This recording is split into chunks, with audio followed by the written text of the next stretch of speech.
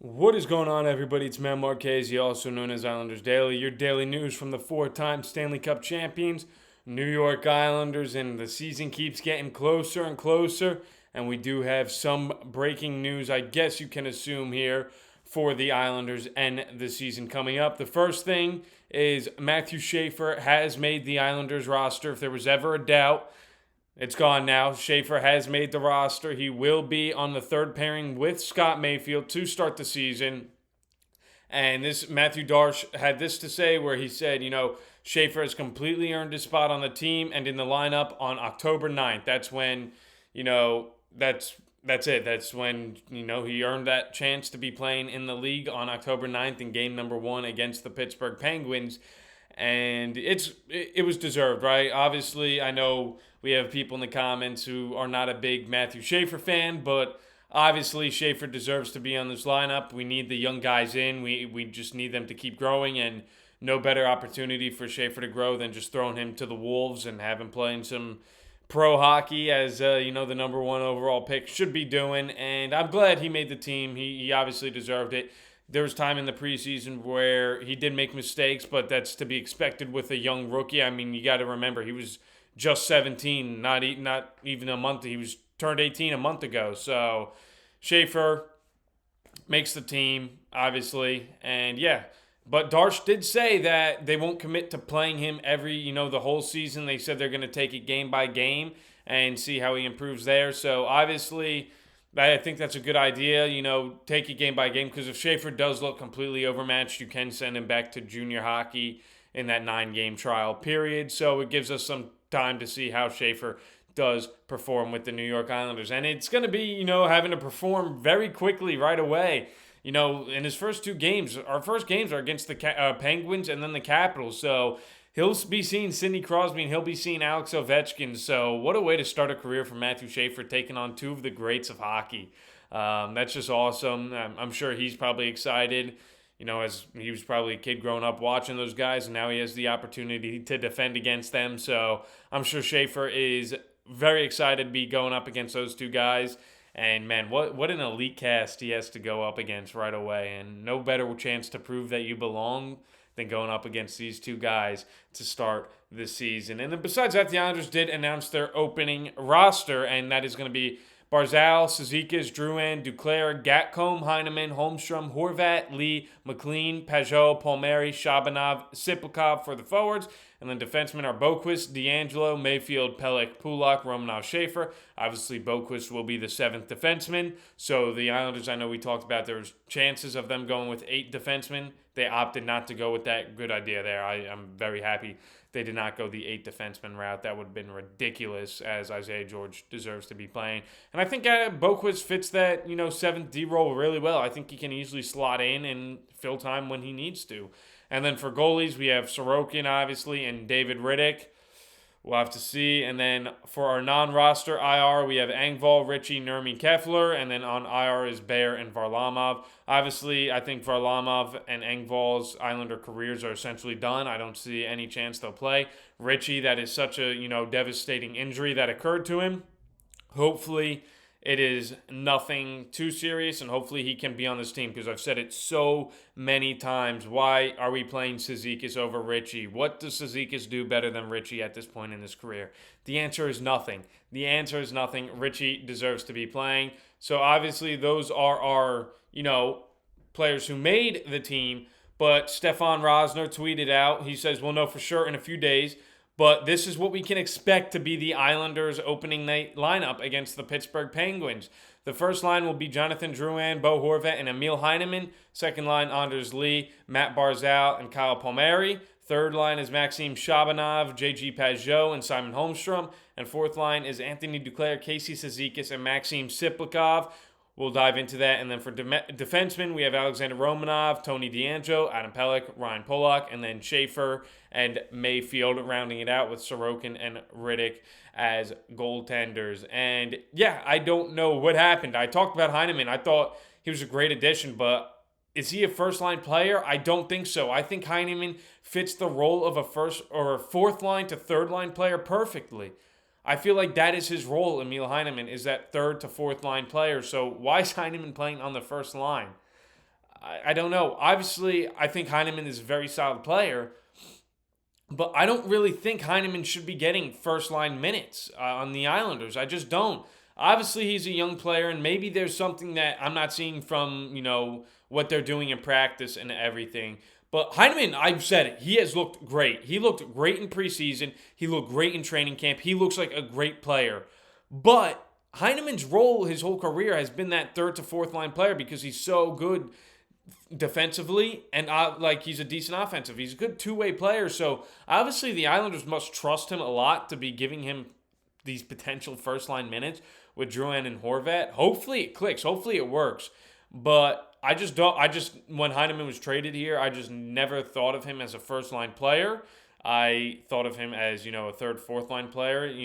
Obviously, you could put somebody else up there, but as we know, the talent on the Islanders is not exactly what I would call good talent. They're an older team, but it's just interesting, I think. Yeah. I mean, what are you gonna do? I guess. And then our second line, Lee Barzal Palmieri. I think that's fine. If I had it my way, I might move Barzal back to winger and maybe move Heineman down because I think Drew and Horvat and Barzal could be a decent line as well. But I don't mind that second line. I think it is a solid second line, so no complaints there.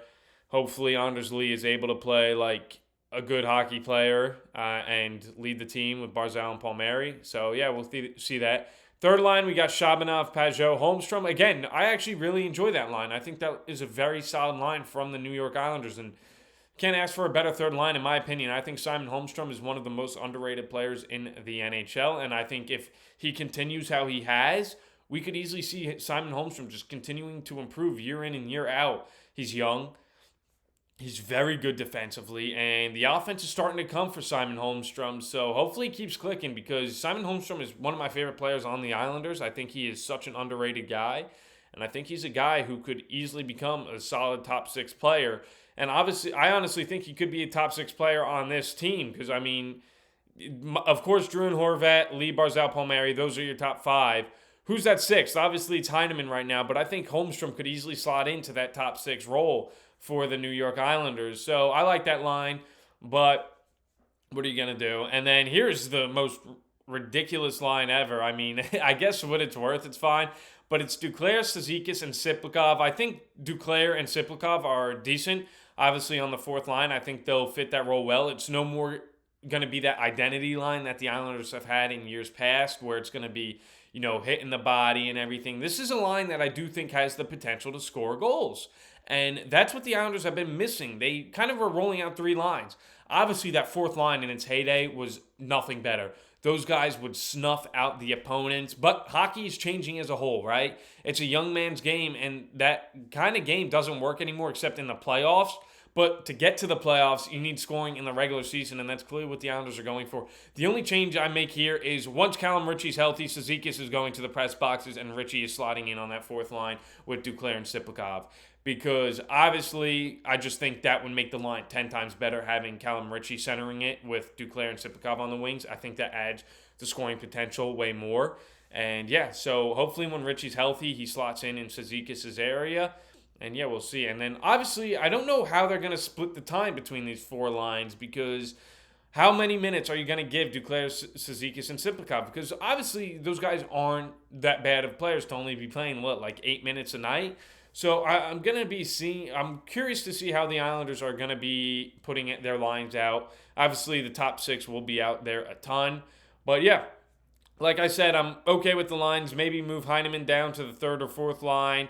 Maybe move Holmstrom up to the second line. Move some things around, but no complaints there. Obviously, only thing I want is once Callum Ritchie is healthy, he slots in for Casey Cizikas. And then the defenseman is quite obvious. We got Romanov, D'Angelo, Pelech, Pulak, and Schaefer Mayfield. Nothing really to talk about there. I think that's what was expected.